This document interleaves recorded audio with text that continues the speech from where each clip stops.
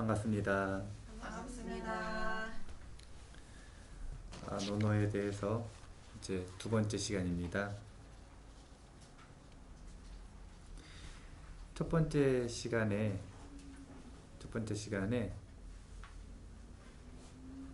이제 강의의 틀에 대해서 말씀을 드리는 오리엔테이션 시간이 됐었어요. 오리엔테이션 시간.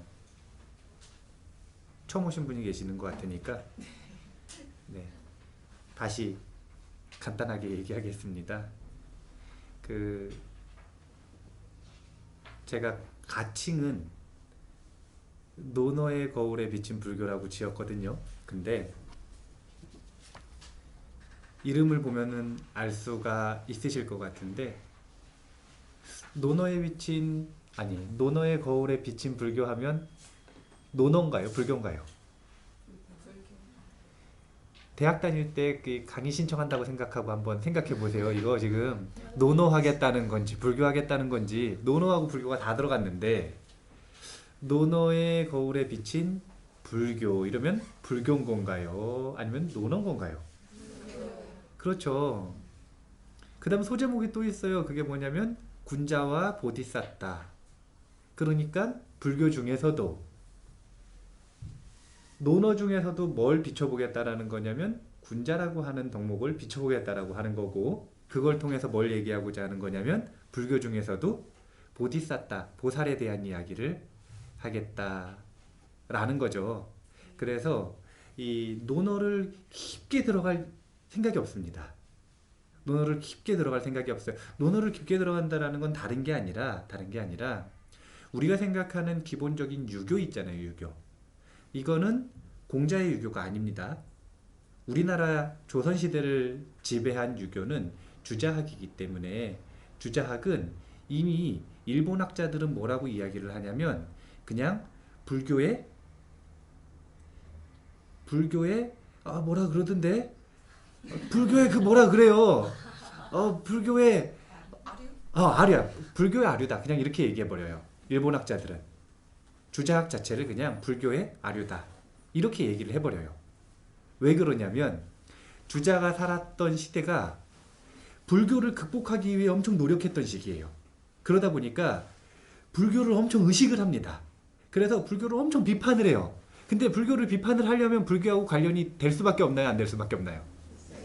될 수밖에 없어요. 그 다음 두 번째는 그때 당시에 민중들이 유교는 다 잊어버렸을 때예요. 불교를 엄청나게 사랑할 때입니다. 그러니까 불교를 사랑하는 사람들한테 유교를 가르쳐주기 위해서는 불교를 통해서 알려줘야 되나요? 아니면 그냥 유교를 직접 얘기해도 되나요? 불교를 통해서요. 그러다 보니까 불교를 극복하기 위해 노력을 했지만 결국엔 불교의 아류에 지나지 않았다라고 일본 학자들은 그냥 비판을 해버려요. 그리고 김용옥 선생님이 이런 견해들을 강의에서 소개를 해주시더라고요. 그러니까 김용옥 선생님도 나름대로 그렇게 바라보는 면이 있다라는 거죠.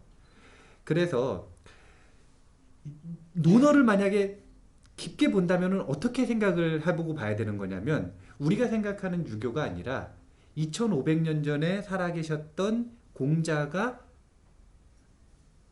어떤 사상을 가지고 어떤 가르침을 폈는지를 추적해 들어가면 논어를 깊게 보는 건데 그렇게까지 할 생각은 없다라는 거죠. 그렇게 하면은 불교를 많이 얘기를 못 해가지고 그렇게까지 할 생각은 없고, 두 번째는 논어 그러면 한자인가요? 아니면은 한글인가요? 한자죠. 그래서 논어를 한문을 잘 새기면은요 한 1000번만 읽으면 한문에 분리가 트인답니다. 한 1000번 정도만 읽으면 한 1000번만 읽으면 된답니다. 1000번. 한 1000번 정도만 이렇게 쭉 계속 소리내서 이렇게 독송을 하면은요. 그러면 물리가 트인답니다. 근데 우리가 그런 시간은 아니니까 한자는 쓰지 않겠다. 그래서 첫 번째 논어 시간 아니고요. 두 번째 한자 시간 아닙니다. 그래서 범위를 좁혀서 논어 내에서도 군자라고 하는 단어가 포함되어 있는 즉 군자의 덕목에 대한 이야기를 하는 문장들이 있어요. 그 문장들을 뽑아서 그 군자의 덕목과 보디사타라고 하는 보살의 특징 이 두 가지를 비교를 하면서 공부를 해보는 그런 시간을 가지게 될 것이다. 이런 표현을 했습니다. 그래서 저번 시간에 공자의 삶에 대해서 이야기를 했어요. 근데 공자의 삶 그러면 이런 거 반드시 기억을 하셔야 돼요. 키가 몇이었다? 9천6천인데 2m 16cm랍니다. 2m 16 하면 감이 잘 안 오시죠? 최홍만 선수가 2m 18cm랍니다. 그러면 공자가 굉장히 컸다라는 거죠. 이게 중요해서 기억하시라고 말씀을 드리는 게 아니라 이런 기억하기 쉬운 특징들을 기억을 하셔야 연관 기억으로 나머지 공자들이 기억이 나요. 그래서 이걸 기억하시라 그러는 겁니다. 그리고 이건 또 중요하기도 해요. 왜냐하면 우리가 조선시대 때 유교를 바탕으로 해가지고 만들어진 문화 속에서 우리가 상상하는 공자는 그렇게 키가 클 거라고는 생각을 할 수 있나요, 없나요? 없어요. 왠지 좀 자그만 하실 것 같지 않나요? 네. 뭔가 유약한 선비의 이미지. 근데 공자는 무사입니다. 문무를 겸비한 분이에요. 공자는 실제로 자신의 제자들에게 문무를 겸비할 것을 굉장히 강조를 많이 했고 공자가 이야기하는 학문이라고 하는 것 자체가 예, 악, 그 다음에 사어인데 사라는 건 화살 쏘는 거. 전쟁 나가면 화상을 쏴야 되니까요. 그 다음 어는 마차 모는 건데 결국은 말 타는 겁니다. 말 타기 기술. 그래서 군자의 학단을 유라 그러는데 그 집단을 유라 그러는 거예요. 그래서 유교거든요. 그 집단을 유라 그러는 거예요. 근데 그 유는 유약한 선비 집단이 아니라 장교 집단이었다라고 보시면 돼요. 장교. 전쟁이 나면 제일 앞에 나가가지고 장수처럼 싸우고 근데 무사로 끝나는 게 아니라 기타 중요한 학문들을 잘 가꿔서 자기 수양을 해서 문무를 겸비한 존재들이 이 유였다라고 보시면 돼요. 이런 것들이 우리가 가지고 있는 기존의 선입견들과 다른 내용들입니다. 자, 제가 공자의 삶을 이 공자의 논어의 첫 번째 편인 하기편 제일 첫 번째 장 이 장과 연결을 시켜가지고 정리했었던 내용을 한번 정리를 해드릴게요.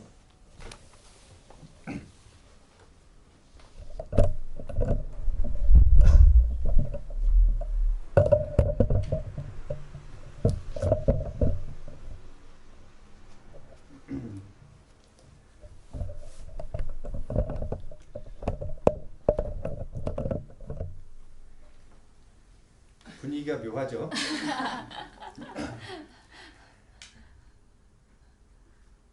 공자 하면 뭐가 생각나세요? 공자 하면 뭐가 생각나세요? 중국? 맹자? 맹자도 생각나셔야 돼요. 예. 또 뭐가 생각나세요? 순자. 예, 고자도 있고요. 뭐 다 있어요. 예, 뭐 노자도 있고 장자도 있고 다 있어요. 무슨 자가 그렇게 많은지 예, 많습니다. 제자 백가라 엄청나게 많아요. 그럼 공자의 사상했을 때 가장 먼저 생각이 나야 되는 게 뭘까요? 인. 사실은 인의 예지 이건 유교의 이야기고 맹자가 확립한 네 가지고요. 네 가지 덕목이고 공자는 인과 예를 굉장히 강조를 했죠. 근데 그 중에서도 정말 중요하다고 생각했던 건 인입니다. 근데 그 인이라고 하는 걸 추적해 들어갈 때 공자가 논어 499장 속에서 인이란 이것이다라고 한마디로 표현한 게 단 한 구절도 없어요. 공자가 인이란 이것이다 이렇게 정해놓은 게 없어요. 그러니까 후대 학자들이 미치겠는 거예요. 공자의 사상을 대표하는 아주 중요한 덕목이 인인데 이 인이 도대체 뭐냐? 공자님이 딱 이렇게 규정을 안 해주셨어요. 그러니까 너무너무 힘들어하는데 이제 굉장히 다양한 의견들이 있습니다. 인에 대해서는 왜 그러냐면 제자들과 대화하는 것 그것이 논어인데 그 속에서 인을 다 다르게 얘기하세요. 한 선생님이랑 얘기할 때는 다른 인을 얘기하고 도우 스님이랑 얘기할 때 다른 인을 얘기하고 윤이랑 얘기할 때 다른 인을 얘기하는 거예요. 그건 뭐냐면 상대방에 따라서 그 사람에게 필요한 인의 덕목이 다르다라는 거죠. 네. 그러니까 그 인을 이야기하는 거예요. 누구에게는 말을 안 하는 게 인이라 그래요. 누구에게는 효도하는 게 인이라고 얘기합니다. 이런 식으로 인이 너무 다양해요. 그러니까 이게 정의가 너무너무 힘든데 이제 제가 교재로서 선택을 했을 때 번역은 누구 번역을 보겠다라고 말씀을 드렸냐면 도올 김용욱 선생님 번역을 보겠다고 말씀을 드렸죠. 김용욱 선생님은 인에 대해서 이렇게 표현합니다. 뭐라고 얘기를 하냐면 인이라고 하는 것은 느끼는 거다. 느끼는 거다. 김용욱 선생님이 아주 괴짜죠. 한의사시잖아요. 한의사. 나이가 50이 넘으셔가지고 원광대학교인가? 거기 한의학과를 가셨대요. 그래서 맨 앞에 앉아가지고 그때도 이미 유명한데 맨 앞에 앉아가지고 한 번도 안 빠지고 맨날 교수님 괴롭히는 거예요. 근데 그렇게 해가지고 한의사가 됐는데 한의사가 돼가지고 아주 재밌는 단어를 찾았답니다. 그게 뭐냐면은 한의학에서 인이라고 하는 단어가 들어가는 단어가 있대요. 그 인이라고 하는 단어가 어디에 들어가냐면 불인 이래 버리면 뭐가 되냐면 마취한 상태가 되는 거래요. 마취한 상태를 불인 이렇게 얘기한답니다. 그러면 인은 마취하지 않은 상태죠. 네. 즉 마취한 상태와 마취하지 않은 상태는 어떤 차이가 있을까요? 느끼고 느끼지 못하는 차이가 있죠. 그래서 김용욱 선생님은 이런 이 한의학 용어를 예를 들면서 동양에서의 인이라고 하는 것, 불인이라고 하는 것은 느낀다, 느끼지 못한다. 즉 감성을 이야기하는 것이다 라고 개인적으로 정의를 내리고 계세요. 지금 제가 이 이야기를 왜 하냐면은 우리가 지금 분위기가 인하지가 못해. 뭔가 우리가 지금요 분위기가 이게 묘해요. 이거는 어떤 분위기일까 싶어요. 뭔가 인하지 못한 분위기가 이게 뭔가 인하지가 못한 것 같아요. 그래가지고 제가 인부터 말씀을 드리면 공자 3 얘기하겠다 그러고 갑자기 인을 얘기하잖아요. 지금 분위기가 이게 뭐라 그럴까요? 아예 적대적인 것도 아니고 아니 어디 가면 적대적인 데가 있거든요.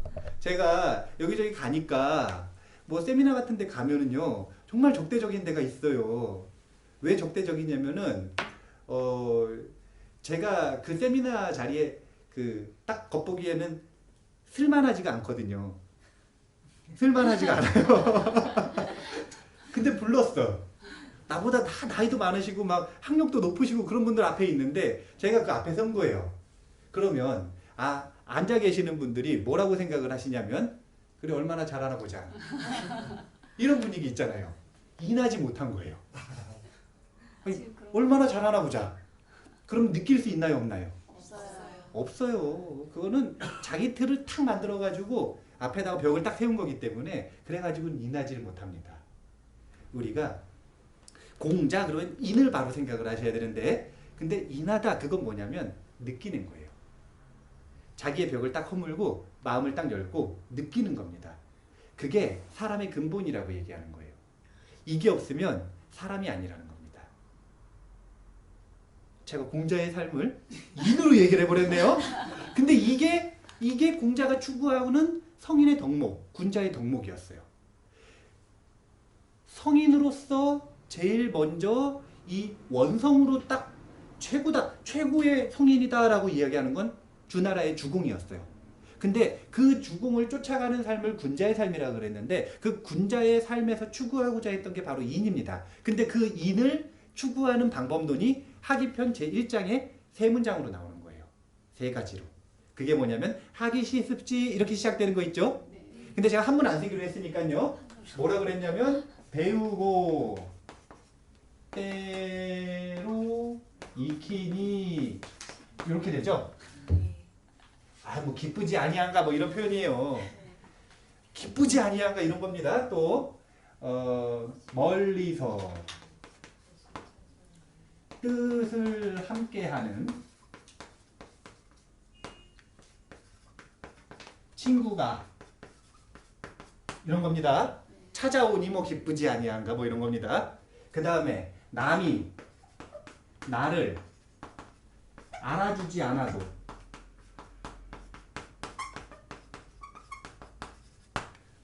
노엽지 않다면 군자 아니겠는가? 뭐 이런 겁니다. 근데 이 세 가지 문장이 공자의 삶 전체를 표현한다라고 보시면 돼요. 공자의 삶 전체. 이건 뭐냐면요. 청년기. 청년기의 공자는 신분이 고귀한 사람이 아닙니다. 공자는요. 70세 노인과 16살 무녀가 야합을 했다 그래요. 이제 그래서 합했다 이런 표시예요. 야합. 그냥 직역하면 들에서 합했다. 즉 뭐 그냥 고상하게 표현하면 비공식 결혼입니다. 왜냐하면 그 전에 부인이 있었으니까요. 자녀가 10명이나 있었어요. 아버지가. 근데 9이 딸이에요. 그리고 한 명이 아들이긴 한데 다리가 좀 불편했어요. 그러니까 장자 노릇을 못한 거죠. 그래서 어떻게든 아들을 갖고 싶었는데 야합을 했다. 비공식 결혼의 서자예요. 그러니까 신분이 절대 고귀한 사람이 아닙니다. 거기다 아버지는 금방 돌아가셔요. 3살 때 돌아가시고 17세의 어머니가 돌아가시는데 그때까지 무녀 집안의 문화를 경험을 하면서 살아가는 거예요. 그러다가 15세 때 나는 이 무녀 집안의 문화, 은나라 문화에서 탈피해서 주공을 따라서 군자가 되기로 결심을 했다라고 해서 뜻을 세웠다라고 이야기를 하는 겁니다. 15세 때. 근데 그런 과정 속에서 청년기의 그 공자를 보면은요, 엄청 무시당해요, 사실은. 왜? 신분이 고귀하지 못하니까. 그냥 민이에요, 민. 민에 가까운 거예요. 근데 그 속에서 나는 뜻은 아주 고귀한 거죠. 600년 전에 살아가셨던 주공을 따라가고 싶은 거예요. 주나라 문화를 이어받고 싶은 거예요. 그러면 엄청나게 노력을 하겠죠. 그 노력하는 방법이 뭐였냐면 배우는 것, 학. 그 다음에 익히는 것, 습. 이 학습이라고 하는 게 공자 청년기의 모습입니다. 공자 청년기를 대표하는 모습, 그거는 학습이에요. 이 학과 습을 바탕으로 해서 주공을 따라가기 위해서 나는 노력했다. 근데 우리가 생각하는 학습 이것과는 좀 다른 거예요. 학습지 뭐 이렇게 해가지고 배우는 그런 내용 있잖아요. 그런 내용을 생각하시면 안 돼요. 그런 내용을 생각하시면 안 되고 이 학은 6가지 과목으로 나중에는 결국 정리를 하셨어요. 6가지 과목으로 정리를 하셨는데 그게 뭐냐면 첫 번째는 예. 이 예라는 건 제사 지낼 때 어떻게 해야 된다 이런 예가 아니라 사람과 사람 간의 예. 근데 그전에는 예라는 건 어떤 거였냐면 제사 지낼 때 어떤 순서로 하고 어떻게 놓고 이게 예였어요. 근데 공자가 이 예를 삶의 예로 승천시킨 거예요. 비상시킨 거예요. 그래서 사람과 사람 간의 예. 그 다음에 악. 이 음악을 되게 좋아했습니다. 공자는. 음악을 배워야 된다고 생각을 했어요. 잘 생각해 보세요. 음악을 잘해요. 잘 느껴요, 안 느껴요? 인하려면은 음악을 하는 것도 되게 중요하다라고 생각을 했어요. 그래서 공자는 정형화된 그 정형구의 이 음악을 연주하는 걸 좋아하는 게 아니라 즉흥 연주의 달인이었답니다. 재즈의 달인이었대요. 즉흥 연주의 굉장한 달인이었대요. 누가 오면은 즉흥 연주 딱 해가지고 즉흥 연주로 받을 수 있으면 저 사람 인한 사람이네. 그런 느낌이에요 지금. 그러니까 공자에 대한 이미지가 우리가 생각하는 그런 이미지하고는 완전히 달라요. 공자는 음악도 엄청 연주를 잘하고요. 또 사가 있죠. 화살을 얼마나 잘 쓰는지. 키가 2m 16인데 2m 16이면 얼마나 한 거예요? 한 이만한가요? 제 키로는 표현도 못하겠어요. 그러면은 저기 화살이 있으면 아주 뭐 내력 꽂는 느낌이겠네요. 쭉 해가지고 탁 쏘면 그냥 뭐 정중앙 양궁 선수 얼마나 화살을 잘 쐈는지 몰라요. 거기다가 맞춰보는 거. 그때 당시에는 기마전 이거 말고 요 술에 전차를 몰고 하는 게 굉장히 중요하기 때문에 전차를 딱 몰 수가 있어야 돼요. 사들은. 근데 그거는 말 타는 게 기본이기 때문에 말을 정말 잘 탔답니다. 그러니까 요즘으로 치면은 운전을 굉장히 잘했던 거죠. 네, 운전을 굉장히 잘했다. 네, 이제 해상전이 일어났으면 배를 굉장히 잘 운전을 했던 거고, 저기 공중전이 일어났으면 비행기를 굉장히 잘 운전을 했다. 그런 느낌인 거죠. 그때 당시에는 말 타고 전쟁을 했으니까. 그래서 말을 또 엄청 잘 탔대요. 거기다가 우리가 생각하는 항구는 그 뒤에 나옵니다. 그게 뭐냐면은 첫 번째는 서. 서라는 건 글인데 이 글은요, 좋은 문장을 연습하고 좋은 문장을 짓고 이런 뜻이 아니에요. 그때 당시에는 한자라고 하는 걸 아는 사람 자체가 굉장히 적었어요. 그래서 한자를 알아가는 것, 그것이 서입니다. 글자 자체를 굉장히 많이 몰랐어요. 한자가 어렵잖아요. 그거 한 글자 한 글자 어떻게 알아요? 모르잖아요.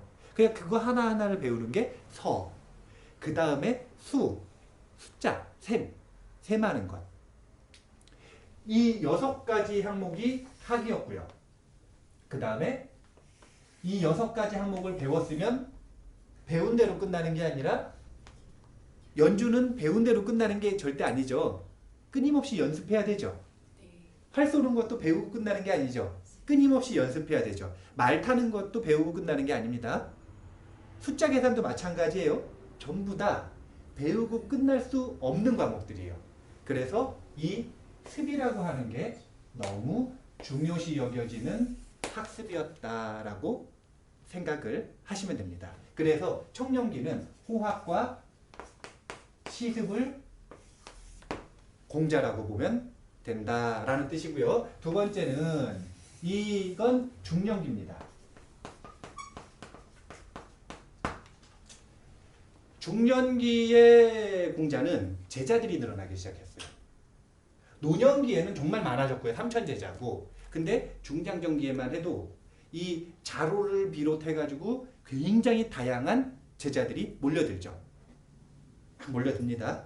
그러면 여기서 뜻을 함께하는 친구, 뜻을 함께하는 벗이라고 하는 것, 이것이 뭐냐면은 멀리서 친구가 찾아오니 기쁘지 아니한가 이런 표현을 하는데, 거기서 말하는 친구는 우리가 생각하는 그런 뭐 초등학교 동창 뭐 이런 느낌이 아니에요. 그런 느낌이 아니라 나와 뜻을 함께하는 사람, 나의 뜻을 알아주고 나와 그 길을 함께 가는 사람, 불교적으로는 도반이라고 표현을 하죠. 그런 도반들이 나를 찾아오니, 또는 이건 두 가지인 거예요. 도반들이 나를 찾아오니 첫 번째고요. 두 번째는 제자들이 있는데 그 제자들이 더 이상 제자가 아니라 도반이 되는 순간들이 있어요.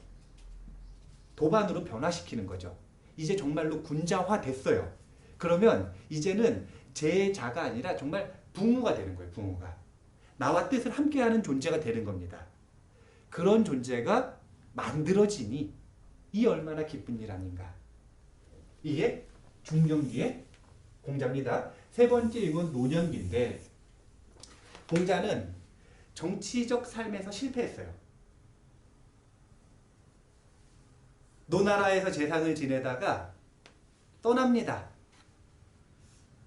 14년간 나를 찾아줄, 나를 써줄 곳을 찾아 헤매요. 근데 못 찾았어요. 정치적 삶이 실패한 거죠. 근데 못 찾아, 안 써줄만 해요. 지금 생각해보면은 안 써줄만 해. 안 써줄만 해. 오늘 이따가 보면 아실 거예요. 효에 대한 이야기를 하는 걸 또 보시면 알 수가 있어요. 두 번째 군자가 나오는 부분이 이 효라고 하는 게 나오는 건데, 거기 보면은 알 수가 있어요. 군자가 내가 왕이어도 안 써주겠다. 이제 그런 느낌이 약간 드는데, 정치적 삶에서는 실패를 했어요. 근데 그 실패했다는 것, 이게 뭐냐면 남이 나를 알아주지 않는 거죠. 내가 학문이 좀 있고 좀 인한 사람이고 내가 얘를 좀 아는데 나를 써주질 않는 거예요. 그러면 화가 납니다. 화가 나는데 나이가 70이 딱 됐더니 이제 뭐라고 표현을 하냐면, 내가 나의 뜻과 내가 하는 행동들이 어긋나지 않게 되었다라고 심경 고백을 하죠. 신경 고백을 하는데 그때쯤 되니까 이제 정말로 남이 나를 알아주지 않아도 노엽지가 않은 거예요. 그렇게 딱 되니까 이 얼마나 군자적지 않은가. 그전에는 내가 남이 나를 알아주지 않으면 노여웠던 거예요. 근데 이제는 노엽지가 않으니 이게 군자의 모습 아니겠는가. 노년기.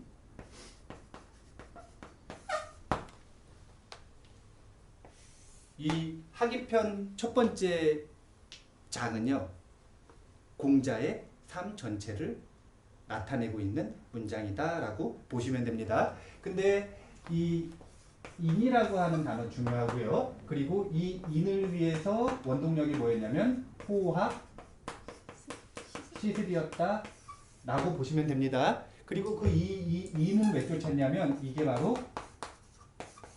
주공의 덕목이었다라고 생각을 하면 돼요. 주공이 인한 사람이니까. 어린 조카의 왕위를 뺏지 않았겠죠. 어린 조카의 왕위를 뺏지 않았겠죠. 제가 지금 왜 분위기가 인하지 못한 줄 알았어요. 네? 지금 이 내용들이 저번 주에 우리가 했었던 분들 같은 경우에는 반복이잖아요. 근데 지금 오늘 처음 보시는 분들 같은 경우에는 반복이 아니라 처음이잖아요. 근데 저번 주보다 훨씬 생략해서 했죠. 그러니까 느껴지질 않는 거예요. 그러니까 지금 인하지가 못한 거예요. 그래 이런 부분 바로 넘어가겠습니다. 이런 거 바로 넘어갈래요. 원래 여기다 뭐 불교하고 이러려고 했는데 그냥 넘어갈게요. 우리가 좀 이인할 수 있는 부분으로 바로 넘어가겠습니다. 공자한테도요 10명의 대표적인 제자가 있다고 합니다. 공자에게도. 예수님은 몇 분 있었죠? 12분인가요? 12제자? 부처님의 제자는 몇 분 유명하시죠? 10대 제자는 우리나라에서 유명한 거고요. 대승불교에서는 10대 제자고요. 저기 남방불교에서는 52제자예요. 52명의 제일이 있습니다. 무슨 제일 이런 제일 있잖아요. 그게 52분이에요. 그리고 그 52분은 비구, 비구니, 우바세, 우바이가 전부 다 포함되어 있습니다. 비구, 비구니, 우바세, 우바이를 포함해가지고 무슨 제일 하는 그 제자가 52분이에요. 52분. 근데 공자의 10대 제자 중에 공자하고 정말 좀 가장 가까웠던 제자는 둘을 뽑을 수 있다라고 이야기를 해요. 근데 그 중에서 한 명이 누구냐면 자로라고 하는 제자가 있습니다. 자로, 제가 자로 이야기를 좀 해볼게요. 자로는요 약간 무사였다라고 보시면 돼요. 이제 쉽게 말해서 좋게 말해서 무사고 약간 깡패였다고 생각을 하시면 돼요. 약간 깡패 같은 느낌인데 이 자로 같은 존재들이 공자한테 귀의를 할 수 있었던 건 공자가 등치가 이만하니까 귀의가 되지. 깡패 출신들이. 그러니까 느낌이 뭐냐면은요, 아무리 깡패가 이 등치가 커도 최홍만 선수하고 비교를 한번 해보면 등치가 요만한 초등학생 같잖아요.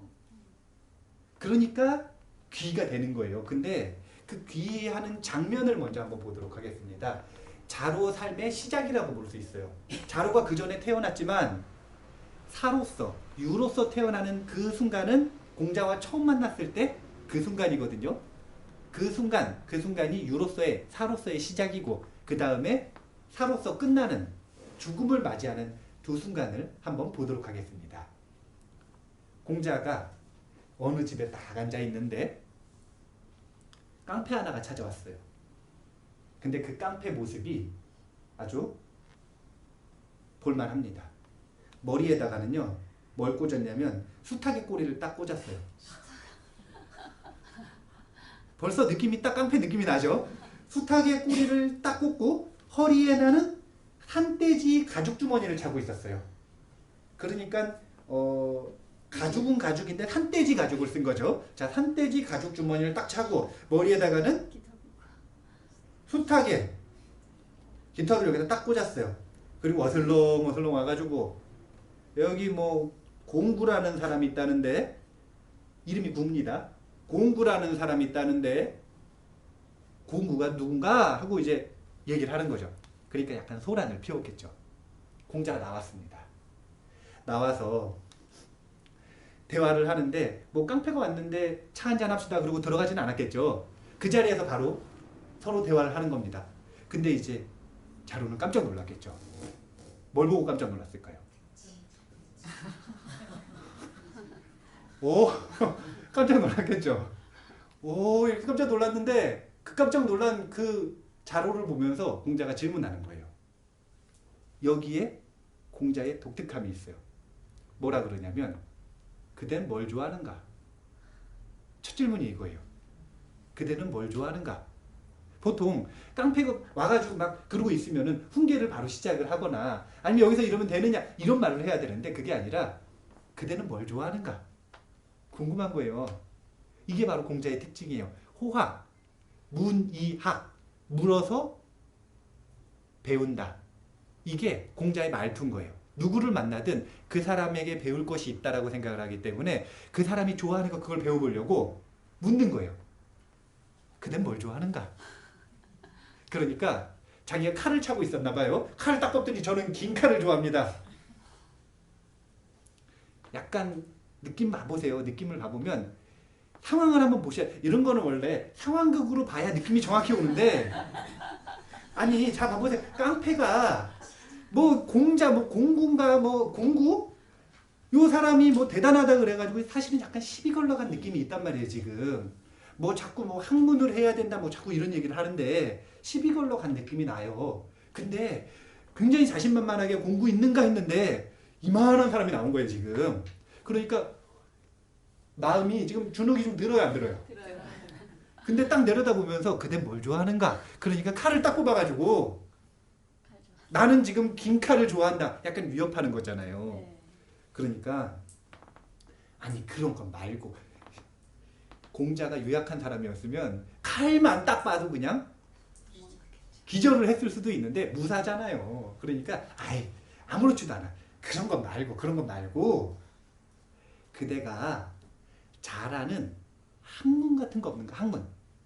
학문이 있으면 그 학문을 그 긴 칼 다루는 데다가 더하면 아무도 그대를 따라잡지 못하지 않겠는가? 얘기를 딱 해주는 거예요. 깡패가 생각하기에 이 말이 옳아 보여요? 안 옳아 보여요? 뭐라 보여요? 에이 깡패인데 안 옳아 보이죠? 아니 깡패한테 뭘 와닿기는 그건 이미 깡패가 아니에요. 그건 이미 깡패가 아니에요. 와닿지가 않아요. 그러니까 뭐라고 얘기하냐면 아예 학문이라는 것을 배워서 도대체 어디다 써먹는단 말입니까? 그러니까 공자가 지금 상대방이 물었죠. 네. 잘 걸린 거예요. 뭐라고 얘기하냐면 한번 들어보겠는가? 그리고서 시작이 되는 겁니다. 뭐라고 얘기를 하냐면 첫 번째 이유는 임금을 간해주는 선비가 없으면, 임금에게 옳고 그름을 간해주는 선비가 없으면 임금은 실정을 하게 된다. 자, 임금에게 있어서 학문은 누구죠? 선비죠. 임금이 학문이 없으면 실정을 하게 된다 이거예요. 그럼 선비에게 있어서 학문은 뭔가? 선비는 가르쳐주는 친구가 없으면 귀가 멀게 된다. 독단에 빠지게 된다라는 거죠. 선비는 학문이 없으면 독단에 빠지게 된다. 이쯤까지 지금 자로가에게 감이 올까요? 안 올까요? 아직 안 오고 있죠? 미친 말을 볼 때는 채찍을 잠시도 놓을 수 없고, 미친 말을 다스리는 건 미친 말의 학문은 채찍이라는 거죠. 미친 말을 다스릴 때는 채찍을 잠시도 놓을 수 없고, 이제 말 좀 타봤으니까 여기서 잠깐 느낌이 딱 오겠죠. 그 자로가 약간 움찔할 거예요. 그렇네? 약간 움찔할 거예요. 활을 당길 때는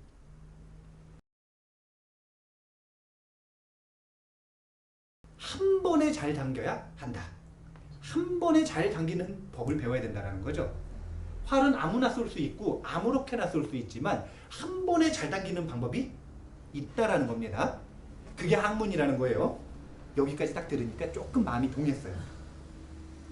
나무는 목수의 먹줄이 닿아야만 고다지고 나무는 목수의 손길이 닿아야만 고다지는 겁니다. 그리고 사람은 비판을 받아야만 비로소 성인이 된다. 비판이 없다면 사람은 고다지지 않는다라는 거죠. 이렇게 인한 것과 보면 인이 바로 나오죠. 인한 것과 선비를 미워해서 말썽만 일으키면 너는 깜빵 신세를 면할 수가 없는데 이런 표현이에요. 너는 깜빵 신세를 면치 못하는데 내가 사나이라면 진정한 사나이라면 어찌 학문을 하지 않을 수 있겠는가? 안 그런가? 어떻게 이번에는 조금 마음이 동했을까요? 네. 두 가지에서 마음이 동했을 것 같아요. 제가 보기에는 말 타는 비유하고 활 쏘는 비유, 그 다음에 깜빵을 면치 못한다는 거. 이미 갔다 왔을 수 있거든요. 그동안 인한 것을 미워하고 선비를 싫어해서 사고치고 깜빵 갔다 왔을 수 있거든요. 그래서 마음이 조금 동했겠죠. 근데 여기까지 딱 놓고 또 자로의 입장을 한번 생각을 해보셔야 돼요. 배우러 왔어요? 약간 시비 걸러 온 것 같으세요? 근데 마음이 좀 동했다고 바로 배울 수 있나요? 아니면 조금 이 논쟁을 좀 해봐야 되나요? 그러니까 나름대로 머리를 썼어요. 자로가 그러니까 아예 바보는 아니라는 거예요. 약간 머리를 써가지고 뭐라고 대답을 했냐면 저기 남산에 있는 대나무는 그대로 둬도 스스로 곱게 자라는데 그러면 그 자연스럽게 곱게 자란 그 대나무 잘라서 화살로 쓰면 내 힘 가지고 저 가죽 관역 그냥 뚫어버릴 수 있는데 무슨 학문을 더 배우라는 소리냐. 공자가 들어보니까 그 얘기도 좀 맞거든요. 약간 공자도 고민을 했겠죠. 그러다 공자가 또 이렇게 반문을 하는 겁니다. 뭐라고 반문을 하냐면 잘 생각해보게. 잘 생각해보게. 만약에 그 대나무를 잘 다듬어서 그냥 써도 되지만 잘 다듬어서 끝에다가 깃털을 하나 딱 달고 화살 보면 이렇게 뒤에 이렇게 바람 이렇게 잡는 꼴이 있잖아요. 깃털을 하나 탁 달고 그 다음에 앞에다가는 그냥 다듬는 게 아니라 쇠촉을 하나 달면 그러면 날카롭게 만들어졌기 때문에 가죽을 훨씬 더 깊게 뚫을 수 있지 않을까? 이 얘기를 딱 듣는 순간 자루는 왠지 크게 공감이 되는 거예요. 인해진 거죠, 지금. 느껴지고 있어요. 공자가 하고자 하는 말이 느껴지기 시작했어요. 그래서 그 자리에서 이제 자로와 공자의 인연이 시작됐다라고 이야기를 합니다. 공자의 특징을 한번 보셔야 돼요. 처음 딱 만나자마자 지금 약간 난리 피는 그런 상황이란 말이에요. 그러면 나올 때 승질이 날 수도 있어요. 근데 나와가지고 묻는 거예요. 그댄 뭘 좋아하는가? 굉장히 천진한 느낌을 보셔야 돼요. 키가 크니까 무섭지도 않아요. 깡패가 왔는데 무섭지도 않아요. 자기 활도 잘 쓰고 굉장한 무장이거든요. 아버지가 엄청난 무사예요. 숭량흐리라고 하는 무사인데 이런 일화가 있어요. 아버지가 전쟁에 나갔는데 그 성에 쳐들어갔다가 성에서 탈출해야 되는 거예요. 근데 병사들이 다 못 나갔어요. 근데 성문이 떨어지고 있는 거예요. 그 성문을 잡았답니다. 성문을 잡아가지고 들어올려서 병사들이 나갈 수 있게 공을 세운 그런 무사래요. 그러니까 힘이 얼마나 장사였겠어요. 거기다가 어렸을 때부터 맨날 그 무녀들 제사 지내는 거 이런 거 보고 자랐기 때문에 춤도 잘 추고 노래도 잘하고 예의도 밝고 막 이런 느낌의 사람이에요. 근데 그 사람이 이따만한 등치가 나와가지고 스님이 이렇게 바라보는 거예요. 지금 이런 느낌이란 말이에요. 이런 느낌으로 자로를 딱 바라보면서 그대는 뭘 좋아하는가? 그게 긴 칼을 좋아합니다. 자꾸 빼밌는데 아무렇지도 않아 한단 말이에요. 그리고 쭉 얘기를 해요. 그러다가 결국에 이 상대방에게 뭘 좋아하는가 라고 했었던 그 질문을 바탕으로 상대방을 느끼는 거죠. 아, 이 사람은 이걸 좋아하는구나. 아, 이 사람에게는 이것이 공감이 되겠구나. 아, 이 사람은 이걸로 가르쳐야 알아들을 수 있겠구나. 상대방을 느끼죠. 이런 게 인이라는 거예요. 이런 게 인. 내 생각에 꽉 딱 사로잡혀가지고 내 얘기만 하는 게 아니라 상대방을 보면서 아, 이 사람이 아, 이거구나. 이런 걸 보고 인이라고 하는 거예요. 그렇게 질문을 탁 해서 결국에 마지막에 자료를 얻는 한마디는 뭐였냐면 그 대나무도 잘 다듬어서 끝에다 깃털 꽂고 앞에다 쇠촉을 달아가지고 즉 이게 전부 다 학문이죠. 네가 무사로서 자질이 뛰어나기 때문에 고든 대나무라는 건 인정한다 이거예요. 하지만 거기다가 조금만 더 잘 다듬어서 뒤에다가 깃털 하나 꽂아주고 앞에다가 쇠촉 하나만 달아주면 너는 훨씬 더 쉽게 가죽을 뚫을 수 있을 텐데 왜 그러고 있느냐라고 굉장히 그 감성적인 언어로 이야기를 하셨겠죠. 근데 아마 실제로 공자를 봤으면 그렇게 감성적이지 않았을 수도 있어요. 왜냐면은 그 키 큰 분들이 보면 목소리가 그 최홍만 선수 목소리 봐보세요. 서장훈 선수 목소리 한번 봐보세요. 뭐 이러잖아요. 그런 목소리로 이렇게 지금 얘기를 하는 거예요. 근데 여성들이 느끼기에는 그게 감성적이지 않을 수 있지만 남성들한테는 그게 훨씬 감성적일 수 있어요. 남성들한테는 칼 들고 살아가는 그 남성들한테는 그런 목소리가 훨씬 감성적일 수가 있어요. 딱 와닿았던 거죠. 그 다음부터 자로는 제자의 친구이자 제자가 되는 겁니다. 근데 공자가 뭐라고 표현을 했냐면 내가 자로를 얻은 뒤로부터는 내 귀에 나에 대한 험담이 한마디도 들리지 않았다. 자로가 이런 사람이에요. 자로가 이런 사람이에요. 그러니까 찾아올 때의 느낌은 수탉 요거 딱 꽂았고 돼지 껍데기래요. 돼지 그 가죽으로 이거 딱 만든 이거 딱 메고 왔었던 그런 야인이죠. 야인. 이 야인이 귀를 하고 나서도 그 버릇 한 번에 없어지겠어요? 그러니까 누가 공자 험담하거나 나쁜 소리만 하면 가서 좀 때려줬겠죠. 약간 군기반장 같은 느낌 있잖아요. 공자 학단에서 그런 느낌이었을 거예요. 그리고 논어에서 자로가 제일 많이 등장합니다. 그거는 부처님에게 시자 아난이 그림자와 같은 존재였다면 자로가 공자에게 그림자와 같은 존재였다라는 거예요. 그렇게 오랫동안 함께 죽음의 위기 속에서도 정말 어려운 순간에도 영광을 할 때도 함께 있었다라는 거예요. 자로는 굉장히 의리가 있는 그런 캐릭터죠. 근데 이 존재가 죽음을 맞이할 때를 딱 보면은 삶에 얼마나 큰 변혁이 있었는지를 알 수가 있습니다. 죽음을 맞이할 때의 모습을 자세하게 얘기할 수 있는데 자세히 얘기하면은 시간이 없어가지고요. 일단 자세하게 못 얘기하고 짧게 얘기하겠습니다. 자로가 그러니까 짧게 얘기한다고 했지만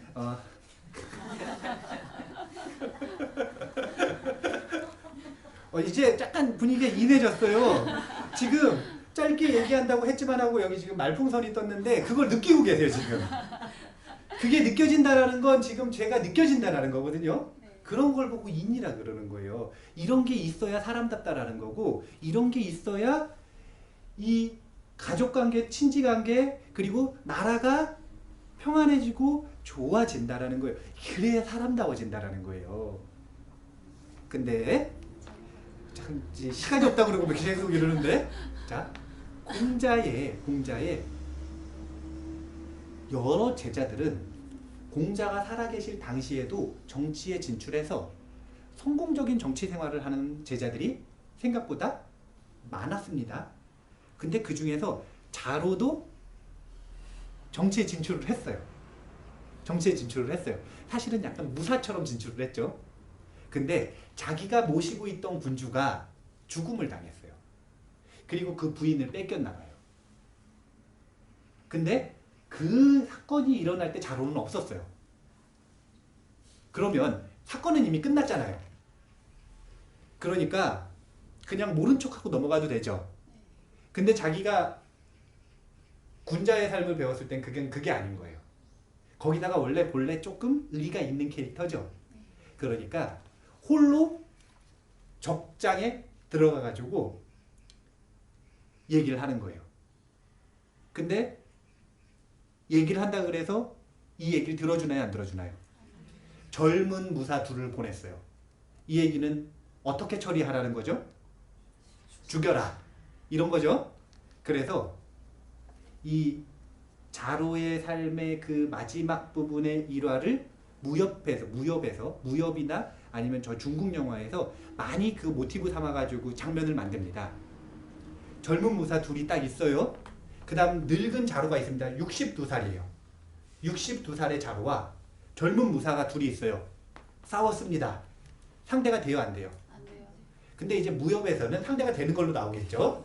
영화에서는 상대가 되는 걸로 나오겠죠. 굉장히 멋있게 막 싸우겠죠. 근데 현실 속에서는 단 한 칼에 얼굴이 쫙 베졌답니다. 단 한 칼에 그냥 몸이 딱 베졌대요. 그러니까 이제 죽음을 딱 예감하는 거죠. 칼도 딱 놓쳤겠죠.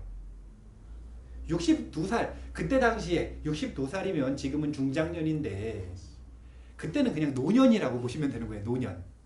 그때 당시에는 노인이라고 보시면 되는 거예요. 62살 노인이 무슨 힘이 있어요. 젊은 한 20살짜리 무사들한테 상대가 안 되죠. 탁 칼 놓치고 이제 목이 베어지기 딱 직전에 자로가 이렇게 얘기하는 거예요. 잠깐만 기다려라. 타임. 잠깐.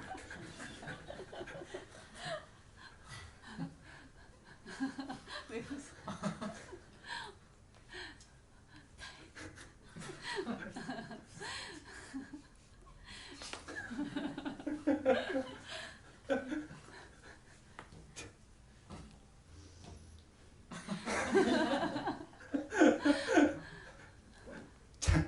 잠깐만 기다려라. 잠깐만 기다려라 그러시더니 궁금해요. 왜 웃으시는지. 너무 웃겨.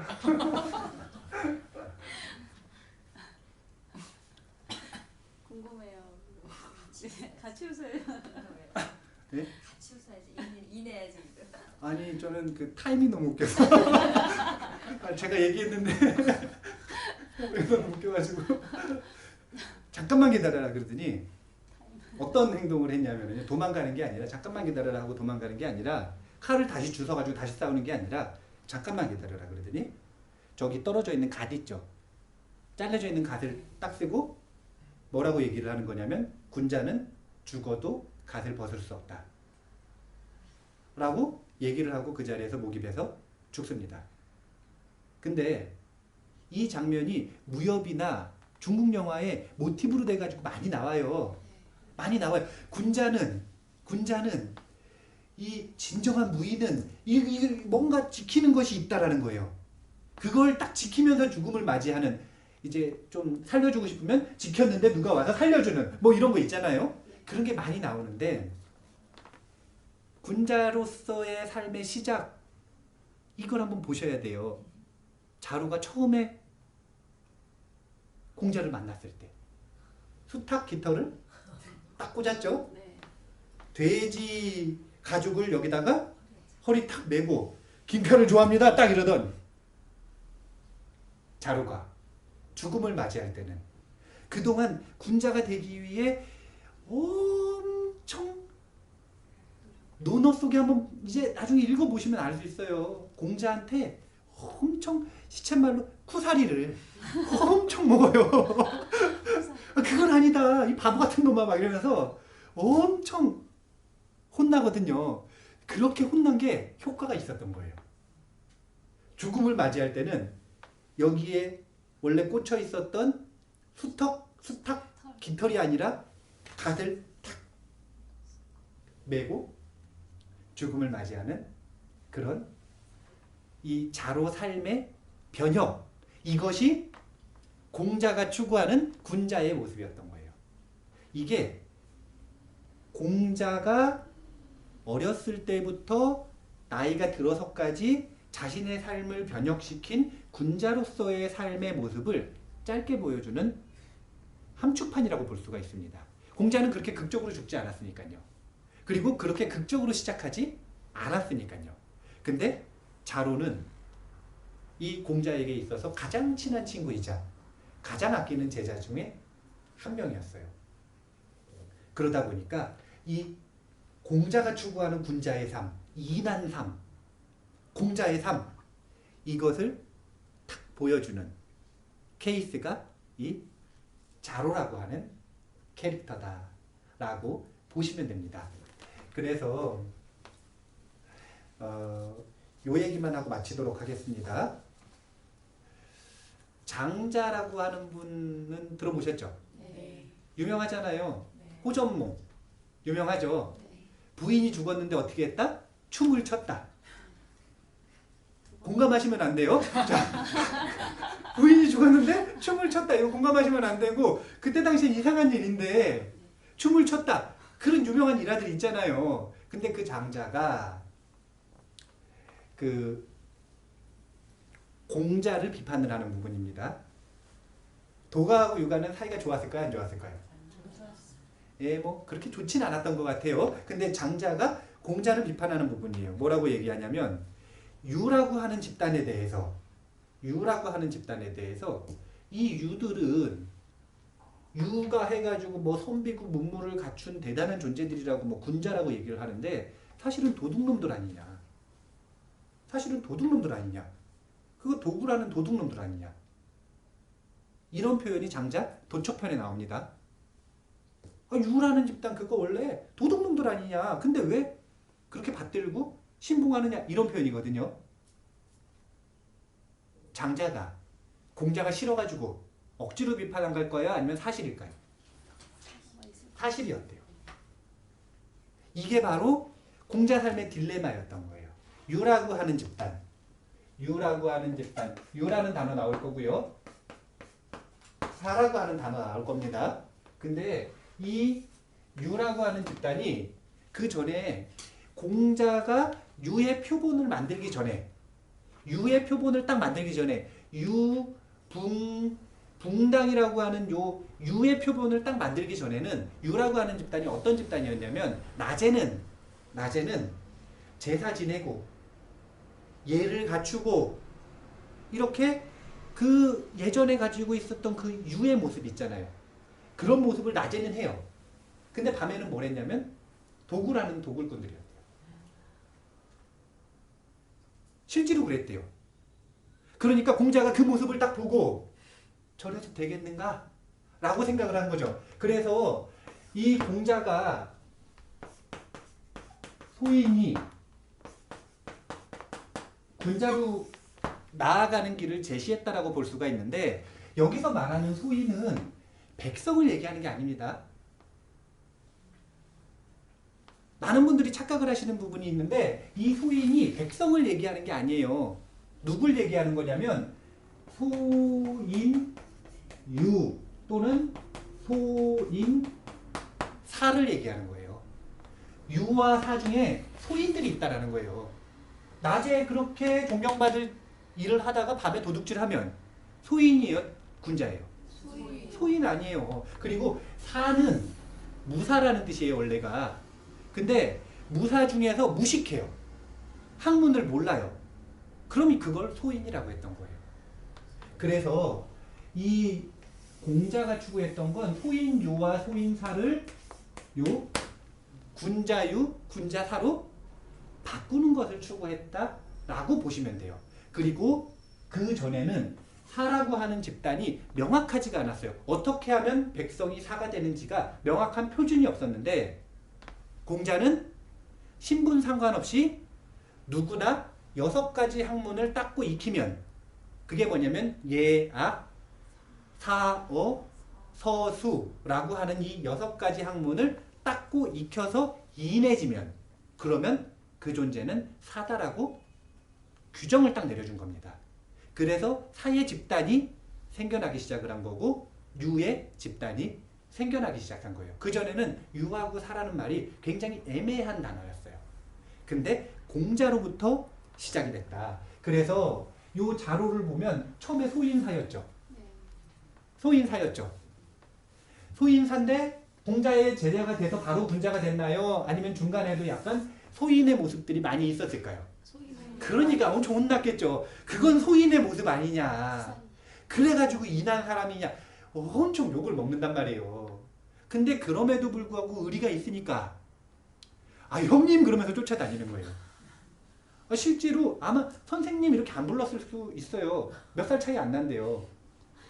몇 살 차이 안 난대요. 62세에 자로가 죽음을 맞이하는데 그때 공자가 72세였어요. 10살밖에 차이 안 나는 거예요. 같이 예. 아니 10살 때 20살이면 굉장히 차이 나는 거죠. 20살 때 30살이어도 굉장히 차이 나는 거예요. 근데 30살 때 40살이면 그때부터는 별 차이 안 나. 별 차이 안 나는 느낌이에요. 40살에서 그다음 50인가요? 네. 네. 그 나이가 들어갈수록 10살 정도는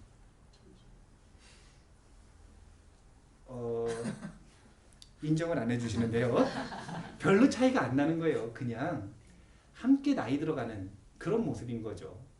거기다가 자기 마음을 알아주는 우리 깡패 같은 형님인데 자기보다 더 깡패 같아. 등치가 이만해가지고 막 칼 들고 설쳐도 무서워하지도 않아요.